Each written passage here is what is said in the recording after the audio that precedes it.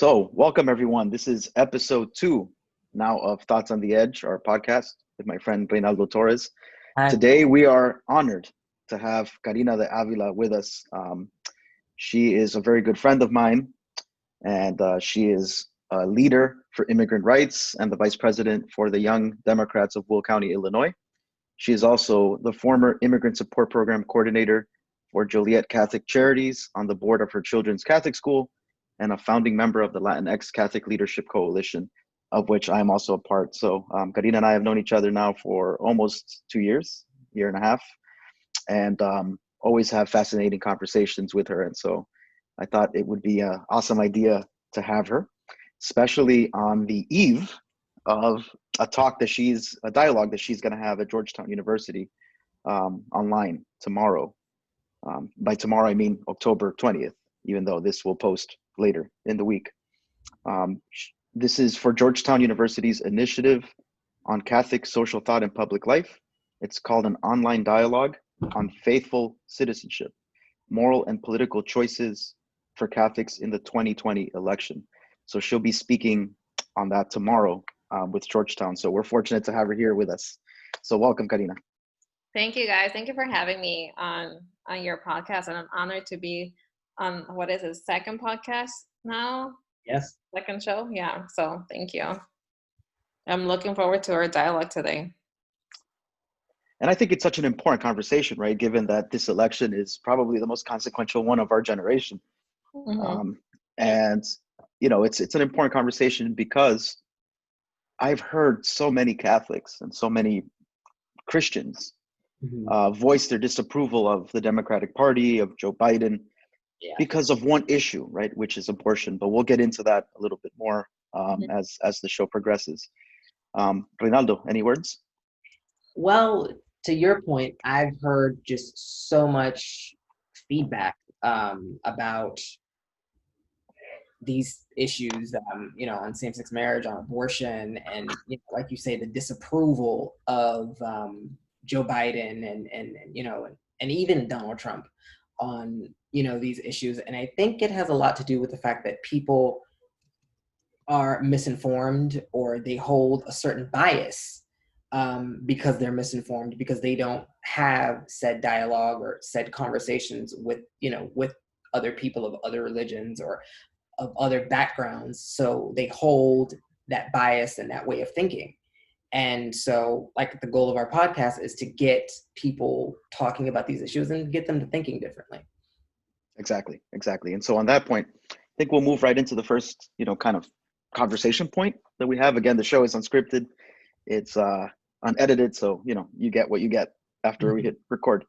Yeah. So I guess we could start with, why are we all interested, the three of us, in religion and politics? Mm-hmm. It's a question I get often. So. Well, for me, I think, and I'll be the first to start. I really didn't think at first that there was such a thing as religion and politics. But growing up in two families with two very diverse religions, my dad's side of the family, my grandparents and we're Episcopalian. So I was baptized and confirmed in the Episcopal Church, which the running joke is that we are cousins to the Catholics. And my mom's side of the family,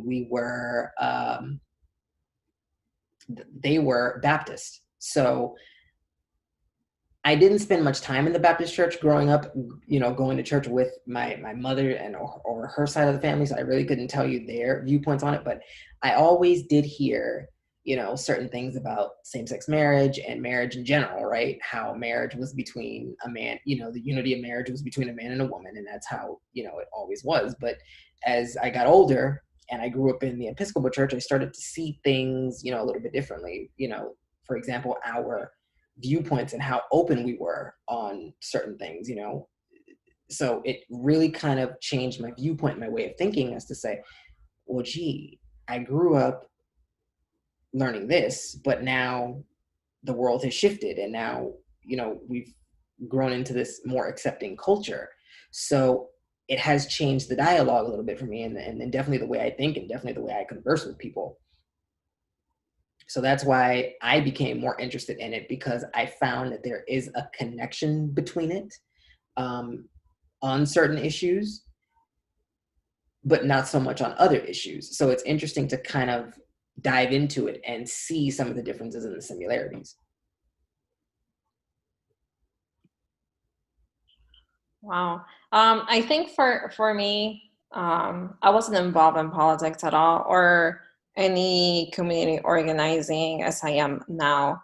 I was definitely more on like the pastoral side of things always. You know, I was a youth minister. I was heavily involved with Hispanic ministry, and, you know, I wanted to do biblical scripture for my major. I wanted to be you know, just a scholar. So the radical change for me definitely was when I did an internship with the Catholic Campaign for Human Development in the diocese. And it happened to be, it was around November, I remember. And, you know, the election was up. And when we found out, you know, Trump got elected, the next day was brutal for the community that I currently lived in. And we didn't have any form of help or assistance to the immigrant community back then. So I remember we were flooded with calls the next day just saying, what kind of services do you have for the immigrant community? So it was like people already knew like you know, something bad was about to happen and I need to prepare myself now. And it was then that we realized, well, we really don't have any like immigration support at all here at this diocese. So that's when we started proposing that we have an office just for immigration issues.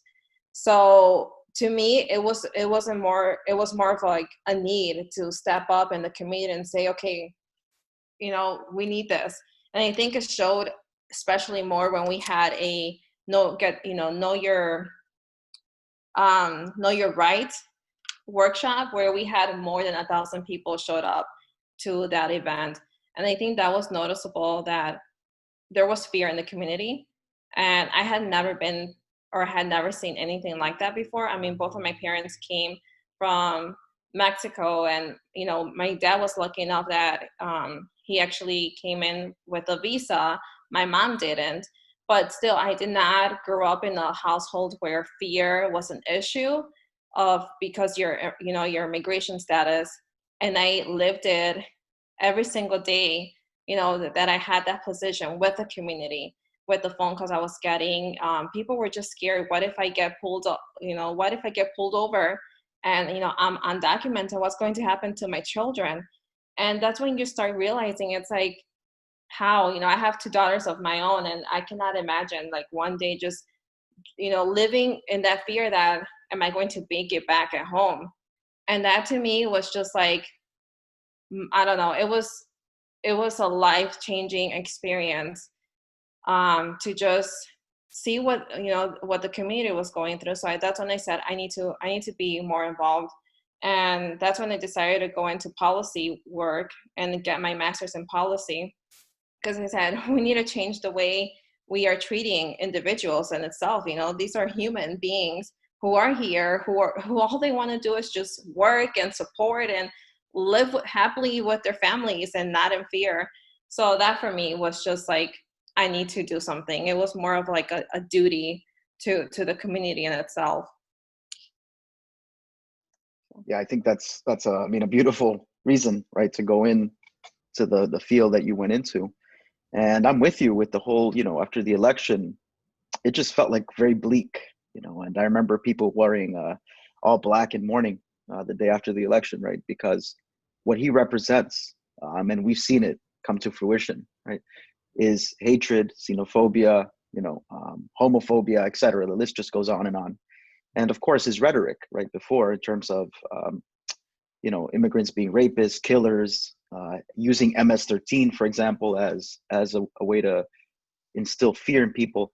This is what he's about, right? It's this type of rhetoric, and so that's why this election, you know, is so consequential. And then the fear in the community. I think it's something that has not been talked about much, especially, I would say, after Black Lives Matter, right? We're talking about, a very controversial topic here when it comes to race relations in the United States, right? Which have always been kind of binary. And so you kind of leave the Latinos, the Latinx people out of it, especially the immigrants, in this binary. And as a consequence, immigrants become even more invisible, right? And so I share your passion to bring the immigrant experience to the fore. That's also one of the reasons I got into this, right? And for me, it was when I went to Harvard, that got a degree in religion, ethics, and politics. So all of them came together for me, right? Because you can't discuss religion without discussing ethics, without discussing politics. So I think, we all share that. For me, growing up in Hialeah, Florida, which is part of Miami-Dade County, I think it's the third most conservative city in the United States. And I would remember, even as a child, I would get in trouble all the time at my elementary school, right? I would be in the principal's office because, in a way, I was kind of rebelling without even knowing that I was against my teacher's very conservative stances, especially when it comes to religion. Religion was seen as this kind of piety, go to church, pray. But when it came to subtle political gestures, right, or certain political opinions, Mm-hmm. they would cloud it. They would kind of mask it within Catholicism and say that it's part of the church's teaching on things. And so that's what led me to kind of investigate this, right? My skepticism that I've always had since I was a kid is what really led me into kind of delving deeper into this. And now that's what I do with my PhD studies too, is continue being skeptical and writing about different ways of looking at the world, right? Which I believe is ultimately socially constructed. So, it's just a lot to talk about here, right? With religion and politics. Yeah, it's kind of funny because, and it's so interesting that you mentioned that, kind of challenging the way we think, because perfect example, my father has the same viewpoint as you. As a matter of fact, he would probably enjoy meeting you and talking about this because, in a way, you guys kind of have similar viewpoints. And his viewpoint is always, I've been given a brain to think and rationalize, and you're telling me when I think or when I speak up or when I speak my mind and it's not the same viewpoint as you, that I'm the bad guy, that I'm wrong. And he says this all the time with things about religion and politics, and he's gotten some heat for it over the years. But I think, hey, he has a right to speak his mind just like anyone else does. And if we can't bring that into the fold a little bit when we're having these discussions, what have we got, right? So I just thought that was an interesting little caveat in talking about this topic, because it is controversial, but it is also, there's just so much you can discuss under this umbrella of politics and religion. So Absolutely. And with that, Karina, I think it's important to discuss this. In 2016, right, according to the Pew Research studies, 52% of Catholics backed Republican Donald Trump, while 44% voted for Democrat Hillary Clinton. This is, to me, again, problematic, right? But if you parse the statistics, you'll see that Hispanic voters who are Catholic actually vote more Democrat. I think it's 68%. So compared to their white counterparts, they tend to vote more progressive on these issues, right? And of course, white voters cite abortion as the main reason for voting for the Republican Party. So what response would you give to somebody, and I've had this happen to me all the time, right? Somebody who says, how could you be a Democrat and Catholic? Mm-hmm. I think especially with the Trump and Hillary election, there were so many controversial issues that were so important to Catholics in itself that pretty much, when you put it on the scale, it outweighed one over the other. But I think now what we're seeing with Trump and Biden is the different policies that are being proposed. And I think that's something that we need to look at, especially, like, we wear many hats. I wear my Catholic hat as well as my, like, policy side hat. But I think what we need to do is just really look into the policies that are being suggested, look into the proposed budget. And, have seen so many cuts in just public aid help in itself. We're seeing a proposed budget where, breastfeeding counselors are being cut completely, and that's part of that's an issue in itself, right? I mean, when we look at women, we definitely are telling them we want whatever is best for you, and it's something that I just, for me, it's extremely important when we look into like the different offices that are being reduced. For example, we also have, we heard about SNAP being cut as well, being a budget reduced, and these are life issues that when we look at into like what Catholic social teaching tells us, this is essential to Catholic social teaching. How can we have people out there starving or not having what they want as their person to be able to say, well, I'm going to go to the store and yes, I have currently, I'm enrolled in the SNAP program, and I feel still with the liberty to go and buy the food that I want and the food that I need. And, when we have a proposal to say, no, we're going to send you a box of already pre-selected items for you to eat, that is not giving the human side, any liberty to choose, right? So what are we doing here then? When we look into the policies, are the policies affecting us? Yes, they are. Are they affecting our human side? Extremely. I mean, I know neither of you would like to, go to the front of your house and pick up a box of pre-selected items for you to have for the entire month.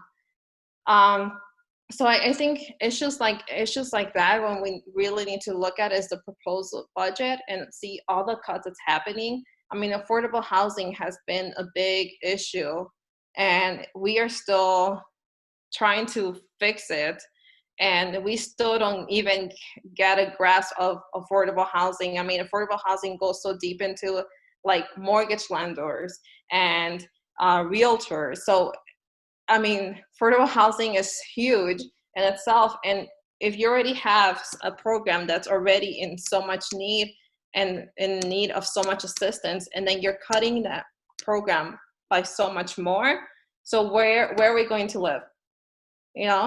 So for me, it's not about being Catholic or not being Catholic or, answering to your moral values. It's about human dignity. And that's what the church teaches you. That's what human dignity is about. This is why almost in every Catholic diocese, we have an office for human dignity, and that addresses all of these issues. So I think, for at least for me, that's where I stand on that. Yeah, I think so many important things you raised here. In addition, I think to the cuts in the budgets, I think by his 45 Trump's rhetoric, right, is very divisive and also very violent. It's a rhetoric that induces violence, especially against the most vulnerable, in our communities. So that I see as even a bigger threat, right? Because an immediate bigger threat, of course, right? There's also the physical threats of the budget cuts that you're talking about. But the office of the president, I mean, carries so much weight, right? And when the president tweets something, when the president speaks, people listen.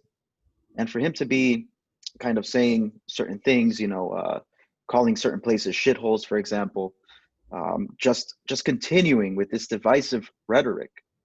And I just, from when I talked about my points, I try to stay away from that, because a lot of times it can be, well, neither candidates are perfect, and we know that by far. So this is why I always tell, especially young individuals right now who are so confused as to, I think after watching the first debate, a lot of young people were like, this is disgusting. This is like who we have. This is what the world just watched. But so I think we definitely need to stay away from the individuals in itself and definitely look into the policies. because we can go on and on expressing and talking about, well, Trump is this type of person and Biden is this type of person, and they both have said horrible things and this, and the list can go on, but yet we are not here to fix them as a human being, as a person. We are here to elect what we want as a country and what we want as policies. But I think that's something that we need to keep telling ourselves. Let's look into the policy work that they both have done, that they both are proposing, and what has this done to our communities, more importantly. Totally with you on that, right? And the problem though is again, bringing up abortion here, right? So the church's teaching currently on abortion is very clear, right? It's the Catholic Church says that abortion is a moral sin to be avoided, and that it's evil, right? Because the belief that you are killing a human being, right? So what I've heard from many Catholics is they kind of put abortion on a pedestal in terms of topics when they vote their conscience, right? To the detriment of other issues such as you said, housing, socioeconomic justice, racial justice, even, right? Even environmental justice. So how can we kind of shift the conversation for Catholics to help them become aware of, as you said, Catholic social teaching's rich tradition of the common good, as well as kind of the seamless garment approach to life, right? That all life is sacred from beginning to end. Well, if I may start that, I think I was reading an article on NPR yesterday about the importance of voting, the importance of religion in the voting booth. And to your point, it said that religion plays a key role in views on abortion and same-sex marriage, but very little on hot button issues like Karina said, affordable housing or immigration and the environment. I think in a way, we, all three of us here, know that it's not going to necessarily ever be a perfect system. But I think if we can't come to the table and have discussions like this one, we'll never be able to get people to kind of understand, the social teachings of the church, because it goes again with what people are taught believing in. If they grow up believing in this, and if they grow up in believing a certain issue, if their parents tell them, okay, well, abortion is murder, you shouldn't, abort a baby. If that's what they grew up believing in, and they grow up in that household hearing the same thing countless times, like it's on repetitive cycle, 9 times out of 10, by the time they get to adulthood, they're not going to break that pattern unless they get around certain people that have a different mindset, a different conversation, a different voice, a different viewpoint on things. And sometimes it's really, really hard. It's like that old saying, you can't teach an old dog new tricks. So it's kind of difficult because you have some people who say, well, you're trying to change my viewpoint on said issue. I don't like anyone changing my viewpoint on a certain issue. It's like, no, we're not telling you what to think. We're not telling you how to think. We're just opening up the conversation for a different way of looking at things. But it's a hard sell, because people will be people. And that's kind of where I stand on that. I think you brought up like an excellent point. We are, creatures of, where we grew up and how, and in our environment, right? We're very, very environmental, and we're definitely carry on things that our parents have taught us, right? And for example, I came from a very conservative Catholic household that eventually I had to make my own, decisions and my own viewpoints, and I had to be okay with it because, especially at the dinner table, those are not fun topics. When you're talking to, grandma and grandpa, and you're like, oh, this is what I think now. They're like, excuse me? And are you going to mass? Like, how is that even possible? Right? So it is, I feel, even harder being a young Catholic and having different viewpoints than your family members. And when you go out to vote, that makes it even harder of a decision. But I think something also that I have encountered, especially with young voters, is that we are so used to just going up and just voting that day. You know, we don't prepare ourselves because we did not. Especially, I'm speaking, especially from coming from a Mexican household. That's just the way my dad did it, and that's the way I started doing it. You know, you just go and you vote, and you then all of a sudden you encounter different things on the ballot, and you're like, I was not ready for these questions. What does this even mean? And I remember I asked my dad, I'm like, Papi, I'm like, what does this mean? And he's like, oh, just say yes. just say yes, or vote for this person, or vote for this last name. And I think we've all done it, where we just go in and we see a last name and we end up voting for that last name without even knowing. And I think this is why we also have a lot of Irish judges, if you've seen it. It's just because of the last names. So I think also that we also need to start talking about different voting at a different way. There are a lot of great websites where we can pull up our own personal ballot, depending on where you live, and be prepared that way. I mean, these websites are so good at what they're doing right now. They're providing you with a lot of information. Yeah, for me, it wasn't until I was in grad school that I learned how to fully prepare myself for voting, for going out to vote. And I wasn't taught, like, by my parents, said, hey, make sure you know who you're going to vote for. It was just like, hey, vote for this person. I'm like, okay, bye, okay. But I think we also need to talk about, at least for me, and I see it a lot with the Latinx community, prepare yourself before you go out to vote. Find out what's in your ballot. Yeah. Because sometimes we end up voting for things that we did not want to happen, but because we didn't know what the question was about. And if we look at those questions, they make it every way possible for you not to understand the question. It's like, hold on, what did they just say? Well, it is so confusing, I'm going to say no.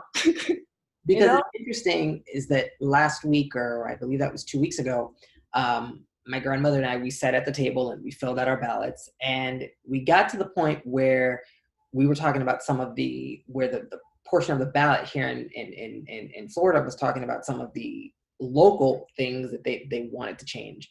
And she ended up looking at me and she's like, well, what does this mean? And I thought to myself, I'm guilty of that as well. As you look at something, you read it, and you're like, I have no idea what the heck what this even means. And you start to panic because you don't want to say the wrong thing. And I remember she had started filling out her ballot before I did, and I said, well, who did you vote for this one? And she's like, well, I've never seen that name. I've never seen that person on any TV campaign before. So I just I just voted. And it's like, is that really the best way to is that really the best strategy for voting, is just to say, well, you know what, I'm just going to vote for this person because he sounds Black or because he sounds Hispanic. Yeah. You might be voting for Satan's grandnephew for all you know. And I know that's, that's kind of a heavy thing to say, but you might be voting for someone that's going to do more harm than good. And that's where the saying, not all skinfolk are kinfolk, right? That's something that we have definitely learned. Yeah. I would say especially in Miami. I think that definitely is the case in Miami, where, again, very conservative community. Miami-Dade County in general votes blue, but there are very strong conservative enclaves in Miami, right? Especially among Cubans and Cuban Americans. So I think, definitely be careful who you're voting for, right? Just because a certain name appears, do your research. Let's do your research beforehand, and so I want to move on to discuss Facebook here for a second, because oh boy, every day that I go on Facebook, right, I see these posts from friends or acquaintances who are Trump supporters. And again, what they focus on and hone on here is abortion, right? And to me, my theory is that there's so much focus on abortion among Republicans because babies, right, or fetuses seem helpless, right? They don't have a voice, so to speak, right? So they're kind of, the compassion, I guess, comes, right. It's the same reason I see a lot of my Republican friends, conservative friends, posting animal rights stuff and animal welfare stuff. But when it comes to helping out people, right, I think this American myth of the self-made person, right, plays into that. And so therefore it's like, we don't feel bad for anybody who's struggling, um, but we do feel compassion for those who don't have a voice, right? So I don't know how that works in their minds. I don't know if you have any thoughts on that. I would say that it boils down to kind of selective perception, if you will, that people hold a certain set of beliefs, and those are the ones that we see reflected in the opinion polls or in the voting polls. When in church, they accept, for example, the church's teaching. Now, this is what I've also read in that article on NPR, is that we accept the church, in church, we accept what we're told by the church. And when the church's teachings diverge from what we actually believe in, then it's like we tune out what we don't want to hear, or we just stop going to church in general. So I think selective perception plays a big part in that. It's that they think strongly about one thing in a certain setting, but then when they're actually in a different setting and maybe they get around a different group of people, then it becomes, they think very, very differently. Absolutely. And I actually have 2019 poll here from the Pew Research again, when it says that when it comes to specific policy issues, Catholics are often most aligned with their political party rather than with the teachings of their church, right? So on abortion, for example, it says 77% of Democrat and Democratic-leaning Catholic adults say they think abortion should be legal in all or most cases, while 63% of Republican and Republican-leaning Catholics say abortion should be illegal, right? So you see this divide in other issues as well, such as immigration, social justice issues. So it's interesting. I guess that leads to my question, Karina. Do you think the church has moral authority anymore, especially given all the scandals, right? Sexual abuse scandals. Do you just think people are actually listening to the church?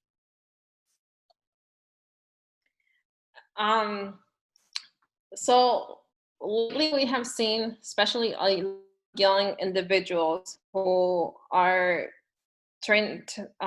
leaning more towards being conservative. And that's something that we've been seeing a lot more. And a lot of them are within the Latinx community. So how, like you said, how is this possible with all the issues? I think faith is always going to be very important to us, right? However, I see it like this. For example, we have Pope Francis right now, and he, in my opinion, is just an amazing guy. But to a lot of people, he comes off as a liberal because of all of his teachings and a lot of his writings and a lot of the comments that he has been coming out to make. However, Pope Francis is not saying anything new. Pope Francis is just putting a light into Catholic social teaching that was written so many years ago. And for me, I think I've shared this before with TJ. I remember attending my first Catholic social meeting gathering, and the opening remarks were, Catholic social teaching is the best kept secret in the Catholic Church. And I just wanted to run. I felt like that is horrible. Like, why is this, like, first of all, why is it a secret? Second of all, why are we proud that it's a secret? This is like the issue of why we, like, even before I started doing immigration work, I had no idea on Catholic social teaching because at a pastoral level, it wasn't taught to me that way. So now, we are being proud that it's a secret. No, we should not. And this is why we have so many issues right now. This is why we see abortion solely as a Catholic issue, because of Catholic social teaching. It has been around for many years. And yet we are barely discovering it, and we are barely putting a light into it. And now we see it is radical, and we should be radical Catholics. And that's what Catholic teaching, social teaching tells us. And that's what Pope Francis is saying, let's be radical with the way that we deal with situations and the way that we deal with everyday life. So for me, it's more of does the Catholic Church still play a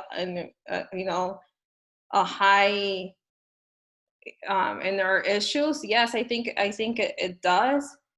But at least for me, I look back into the Catholic social teaching of the Church, and I say, yes, this is what we need to be fighting for as a church. And to me, it just makes sense, right? We're talking about Jesus, right? It's funny how Jesus always gets lost in these conversations. It's like when people say, what would Jesus do? Jesus was radical, right? Jesus was a rebel of his time. He was killed by the religious and political powers of his time, right? For speaking truth to power.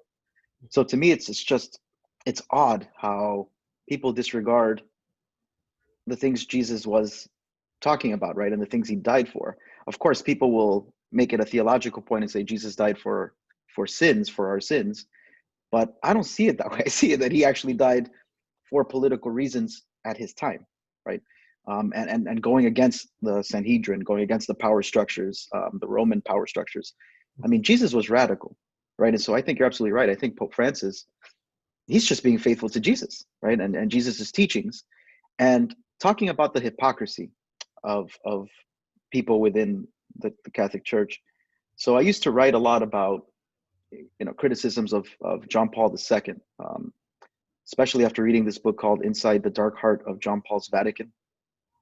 And especially when it comes to the cover-ups of sexual abuse, money he took from questionable sources, etc.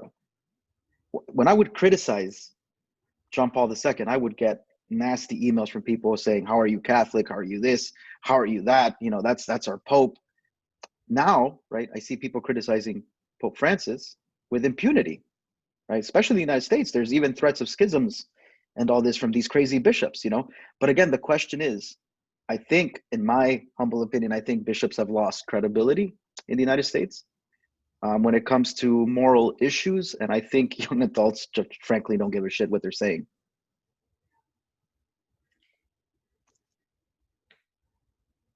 I mean, how can I combat that? It. Try. You can try. I mean, it goes back to, I think, what I said earlier, is that it's never going to be a perfect system. Mm-hmm. I think you have some people who will listen to you talk, and then you will have some people who will just say, you know what, he's wrong for the way he thinks, she's wrong for the way she thinks. It just, the things that I've heard over the last couple weeks, just the things that I've read on Facebook, it's just like, it really makes you think, how can you say that you are this you believe in peace and respect for all people, and then you go behind that and you support this issue, you support this issue. It's like, it's this time that we live in is very, very confusing. And CJ talked about this on the last podcast episode, to the effect of, it's like, this is insane. How it's like our loyalties are lost, our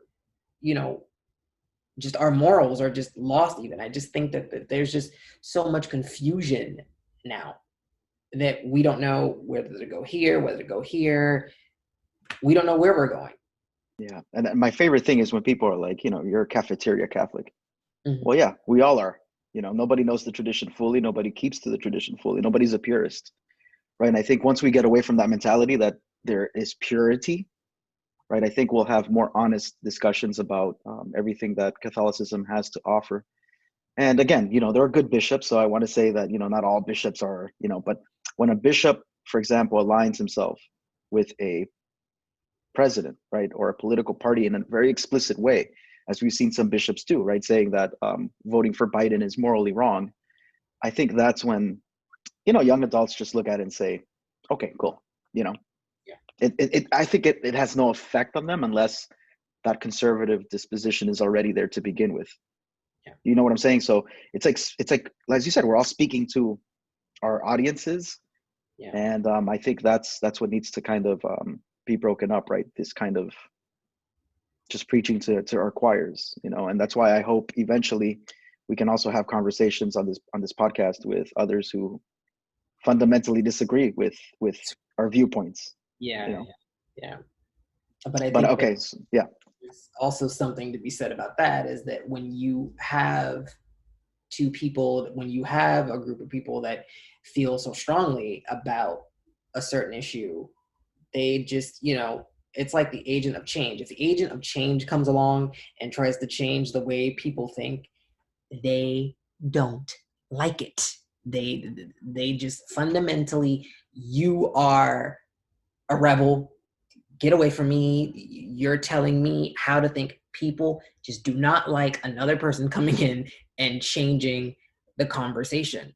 They're just, I've experienced that myself growing up, and in discovering my path and who I am, who I want it to be. When you have your own, when you stand on the fact that you are your own person and you have your own way of thinking, people don't like it. As much as I love my grandparents, there are certain things I cannot talk to them about because they come from a time where this is what we were taught, this is how we lived, this is where we are now. Anybody else who comes along and tries to change that narrative, I'm going to get you. This is just, it's some people, they don't like that agent of change. So it's one of those dialogues. It's going to take a really, really long time to get to a space, I think, where we can be comfortable with talking with people of different viewpoints. We've come pretty far, but we still have a long way to go. Absolutely. And with that, my friends, we are running out of time here. So as our guest of honor, Karina, any last words? In the beginning, you opened up with this election being really important. And I think, especially with the young individuals, it's going to be extremely important. I mean, we have, as many of you already probably have seen, every 30 seconds, a young Latinx individual turns 18, every 30 seconds in the US. And that is crucial. If we do have, people say, well, what's my vote going to matter? No, it matters. It's going to matter, a lot. And just what I want to say is go out and vote. Find out where your polling place is. Find out what's on your ballot before you go there. Print out your ballot and look into, there are a lot of websites nowadays who are nonpartisan, who work just solely to provide information. Let's find out what and who we are voting for. And I cannot emphasize this any more. We need to vote. If you are around any family members who are not registered to vote, help them vote. Help them register to vote. You have up to, depends on the state you're in. You have to look into the guidelines, but we need to voice our opinion and vote. Absolutely. And also just if because I hear that intimidation at polls might be a thing, right? And actually has already occurred in a few places.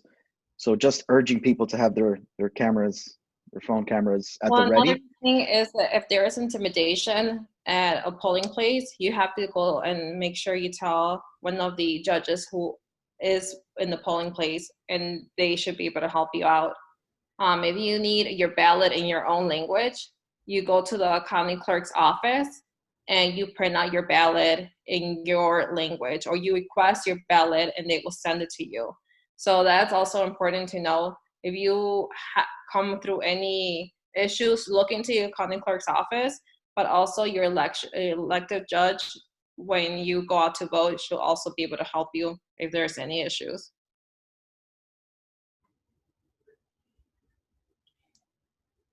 Okay, so Reinaldo, bring us home. Well, like I said, this, to Karina's point, just get out and vote. Make sure that your voice is heard. This is a very important election. A lot of people don't think that their vote will matter, that they think that they're just one person, but you could be, you could be that one person that makes a world of a difference. It's important that everybody exercises their vote, everybody have a plan, because this is a chance where you get to hold yourself accountable and you get to have a role in what the next 4 years of our country looks like. And that, to me, there's no greater feeling than to say, hey, I voted, I have a stake in the country's future. So get out and vote, research, and vote. Yep, absolutely. And this not only has domestic implications, this is international, right? This will have implications for how we relate to other countries, peacekeeping functions, the legal arena internationally depends on this. So, it's more consequential than just, what's going to happen here to us domestically, right? This is a long-term consequence and also an international consequence. So, as all of you said, get out and vote and be careful and be safe on election day. And, we look forward to having more of these conversations after the election. Yes. Thank you both for having me. Thank you so much. First guest. I think that's an honor. Thank you First so guest. much. First guest, absolutely. So thank you, everyone. Appreciate it. Thank you. We'll see you next time.